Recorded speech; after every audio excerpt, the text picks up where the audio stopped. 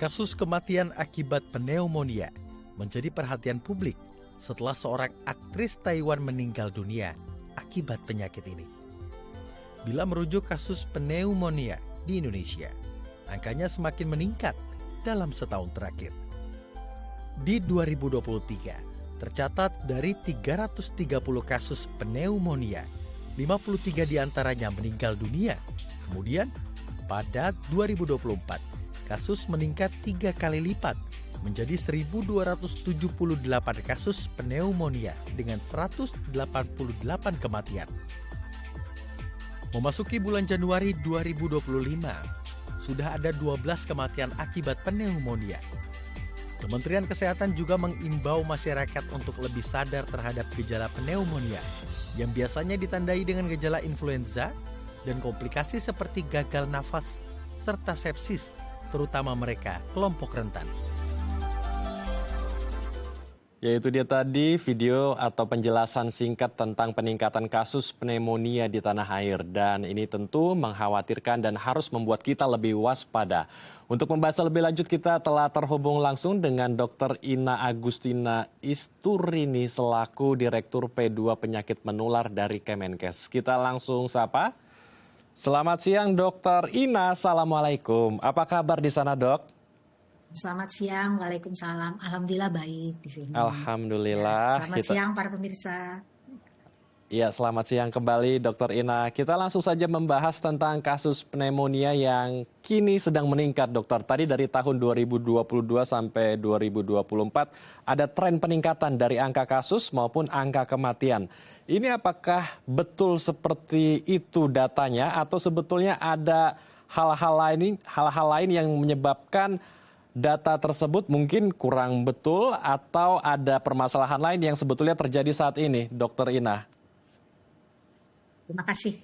Ya, jadi memang data yang disampaikan tadi itu merupakan data yang diambil dari 35 sentinel SARI di Indonesia. Jadi untuk memantau terus-menerus kasus influenza ISPA termasuk pneumonia, itu Kemenkes telah menunjuk 39 puskesmas dan 35 rumah sakit untuk memantau kasus ILI-SARI, jadi sebagai sentinel ILI-SARI. Ya. Jadi ILI itu adalah influenza-like syndrome, ya, atau flu biasa lah ya. Kalau SARI itu severe acute respiratory infection atau itu ISPA berat, gitu ya. Nah, data tadi diambil dari data SARI di 35 rumah sakit, ya. Jadi memang betul secara absolut terjadi peningkatan. Jadi angka tersebut secara absolut terjadi peningkatan, ya. Nah, namun ada beberapa faktor, ya. Yang pertama, data tahun 2023 itu berasal dari 15 sentinel, ya. Di mana 10 sentinel diantaranya baru melaporkan sejak bulan Agustus.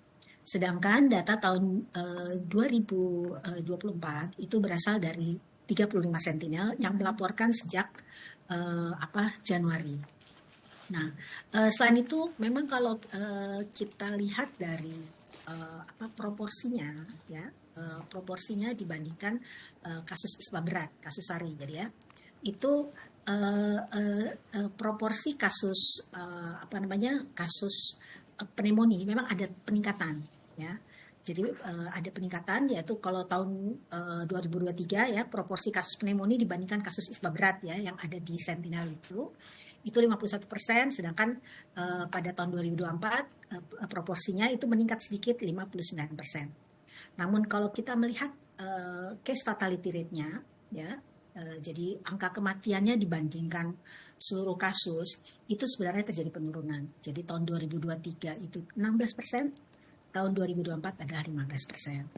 Jadi betul angka tadi memang terjadi peningkatan secara absolut, namun itu memang karena ada perbedaan jumlah pengirim data maupun waktu pengambilan datanya. Sehingga kita juga kemudian menganalisis dengan data lainnya, yaitu melihat proporsinya. Ya, dari segi proporsi ada sedikit peningkatan ya tahun 2024 dibandingkan tahun 2023, namun angka kematiannya proporsinya menurun. Jadi case fatality rate-nya menurun di tahun 2024 dibandingkan 2023. Demikian, Pak. Baik, jadi memang ada tren peningkatan meskipun tidak signifikan, namun yang perlu kita syukuri adalah fatality rate-nya, angka kematiannya menurun ya, Dokter Ina. Ya, betul. betul. Oke, sebetulnya apa yang membedakan flu biasa dengan pneumonia sehingga bisa menyebabkan fatality rate yang begitu besar ya, bahkan menyebabkan kematian? Karena belum lama ini juga ada bintang film yang meninggal dunia karena pneumonia. Ini agar warga kita juga bisa lebih waspada, mungkin masih banyak pemirsa di rumah yang masih awam dengan pneumonia. Sebetulnya apa yang membuat perbedaan besar dan apa yang menyebabkan pneumonia ini bisa menyebabkan kematian bagi seseorang yang mengidapnya, Dokter Rina?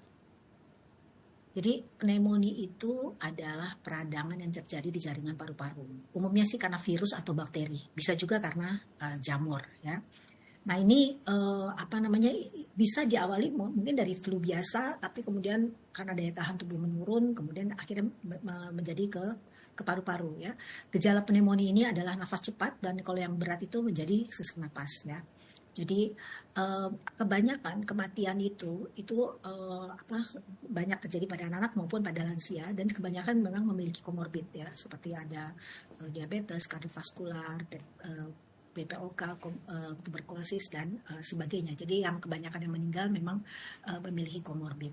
Jadi intinya adalah pneumonia ini bisa bertambah berat, terutama pada kelompok orang-orang yang daya tahan tubuhnya lebih lemah. Tentu dia akan menjadi semakin berat dan gejala sesak napasnya tentu akan semakin berat dan bisa menyebabkan kematian. Dan itu juga bisa terjadi kebanyakan itu karena keterlambatan dalam penanganannya. Oke. Jadi ini bisa berdampak besar, yaitu kematian pada seseorang kepada kelompok-kelompok rentan ya, seperti orang Ya, dengan kelompok rentan. komorbid, lansia, dan Ya, anak-anak ya dokter ya? anak-anak, ya betul, balita terutama. Ya. Oke. Lalu mereka ini biasanya menular melalui media apa? Apakah seperti COVID begitu ya, melalui droplet di udara atau ada media-media lain, dokter? Ya, sebenarnya mirip karena COVID juga bisa menyebabkan pneumonia kan. Artinya pada prinsipnya penyakit-penyakit infeksi saluran pernafasan akut itu memang dari droplet ya, dari udara, dari percikan langsung ya, hubungan langsung atau mungkin nanti kita kita ada droplet yang menempel pada benda terus bendanya terpegang dan kita masuk melalui mata, hidung dan mulut itu tuh bisa menjadi sumber penularannya. Jadi Oh, makanya sebenarnya perilaku hidup bersih dan sehat pada saat COVID itu atau protokol kesehatan itu sebenarnya sangat baik sekali untuk kita kita lanjutkan ya dengan cuci tangan, kemudian memakai kalau yang sakit pakai masker ya, ke kerumunan kita pakai masker. Nah itu juga merupakan satu kebiasaan yang baik. baik. Jadi PHBS, perilaku hidup bersih dan sehat, Bersih dan dan sehat. protokol kesehatan ya yang kita sudah Ya, pelajari selama pandemi COVID-19 bisa menjadi kunci penting agar kita bisa terhindar dari pneumonia ini ya. Agar kita ya. bisa lebih aware lagi dan waspada, Dokter Inah, apa saja sebetulnya gejala-gejala awal yang timbul ketika kita sudah terindikasi pneumonia. Tapi ditahan dokter, kita akan bahas usai jeda ya. Baik pemirsa, jangan kemana-mana, kami akan kembali sesaat lagi. Tetap di Halo Indonesia.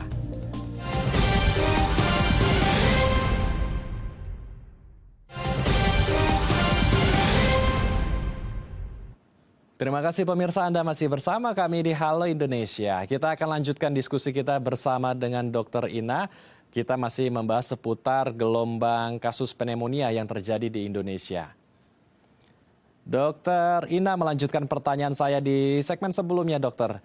Jadi agar kita bisa bersama-sama lebih waspada, sebetulnya gejala-gejala awal ketika kita sudah terindikasi pneumonia itu apa saja, dokter Ina? Ya, gejalanya secara umum ada batuk, ada demam ya, pilek juga, sakit tenggorokan ya.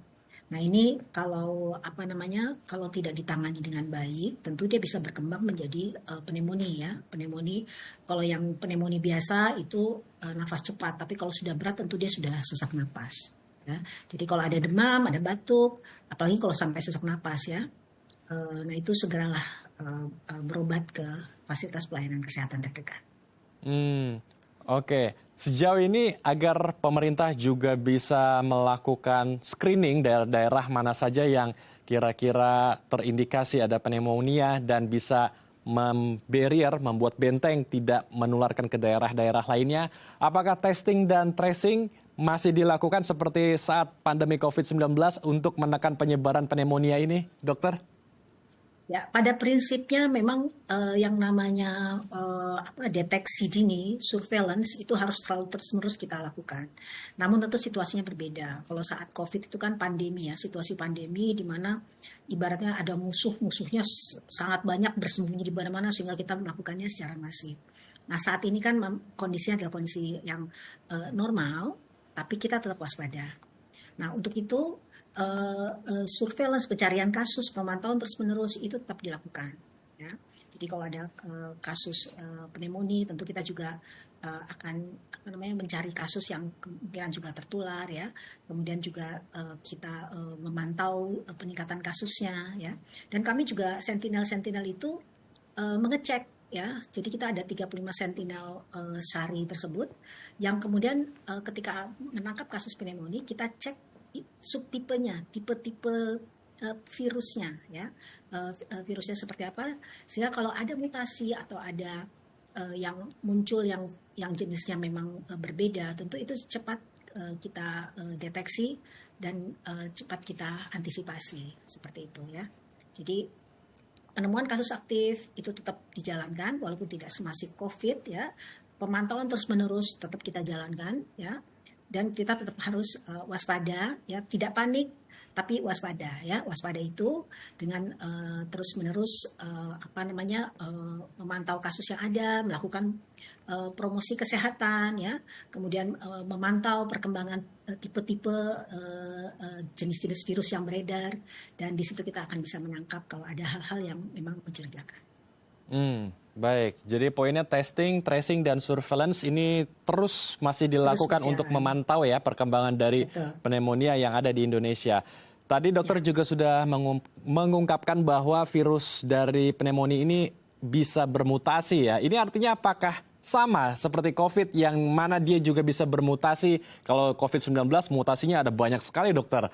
Alpha, beta, delta, kemudian omikron. Omikron sendiri turunannya juga ada banyak sekali. Dan karakternya ini setiap varian virus COVID berbeda-beda. Ada memiliki yang karakter imun escape ya. Mereka bisa menghindari kekebalan tubuh yang sudah terjadi pada tubuh seseorang ketika sudah menerima vaksinasi ataupun kekebalan yang sudah terjadi karena pernah mengidap COVID-19. Apakah artinya dari pneumonia ini virusnya juga memiliki karakter-karakter baru seperti COVID-19 ya? Karakter-karakter imun escape yang bisa menghindari sistem kekebalan tubuh seseorang, dokter?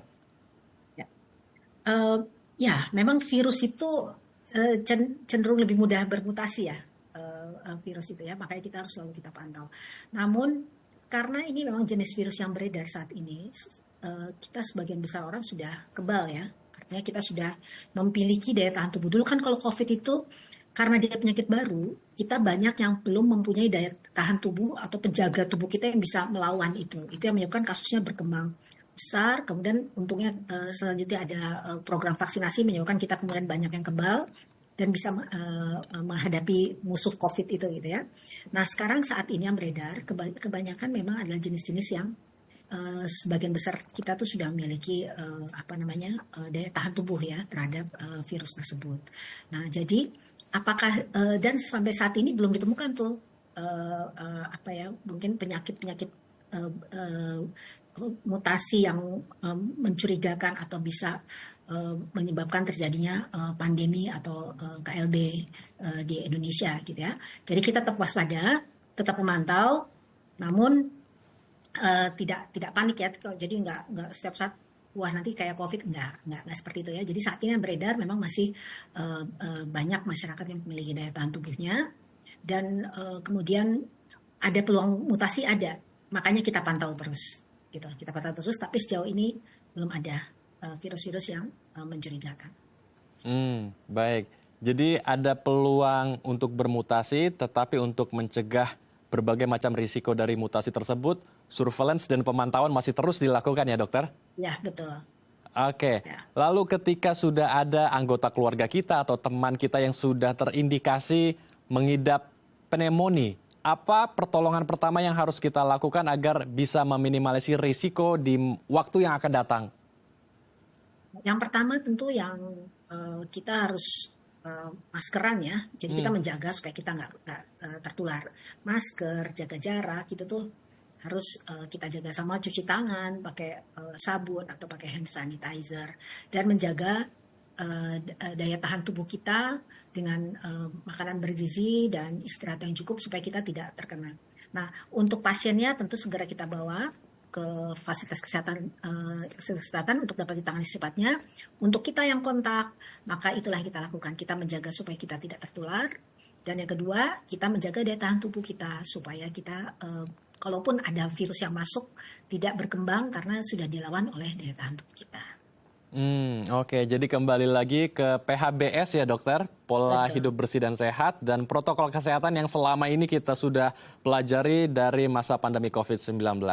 Baik, ketika ada penyintas dari pneumonia, apakah akan ada efek jangka panjang juga bagi dia yang sudah terindikasi ya, atau sudah mengidap berbulan-bulan begitu dan telah pulih seperti sedia kala? Apakah akan ada dampak buruknya bagi kondisi kesehatan atau tubuhnya, dokter? Ini memang tergantung berat ringannya dari pneumonia tersebut. Gitu ya. Tergantung. Kalau dia ringan, umumnya dia akan bisa sembuh sempurna. Tapi mungkin kalau berat sehingga sudah merusak jaringan paru, tentu jaringan rusak itu ada jaringan parut ya, istilahnya ada bekas luka yang tentu bisa berdampak pada kesehatan secara keseluruhan ya. Namun itu bisa ditangani tentu dengan upaya optimalisasi rehabilitasi mediknya ya. Jadi dia selesai itu dia berusaha memulihkan dengan memperkuat daya tahan tubuhnya melalui pola hidup bersih dan sehat, dan tentu itu bisa supaya itu bisa diminimalisir lah dampaknya seperti itu. Baik, jadi kembali lagi dimanapun kita berada, kita harus menerapkan PHBS, pola hidup bersih dan sehat, dan menerapkan protokol kesehatan ketika kita beraktivitas di ruang atau tempat-tempat yang berisiko kita tertular oleh berbagai macam virus. Terima kasih Dr. Ina telah bergabung dan berbagi informasi bersama kami di Halo Indonesia. Salam sehat, Assalamualaikum dokter. Waalaikumsalam, salam sehat. Pemirsa, usai jeda kita akan melihat perempuan berusia 40 tahun asal kota Medan yang berkomitmen membantu masyarakat prasejahtera. Informasinya usai jeda di Halo Indonesia.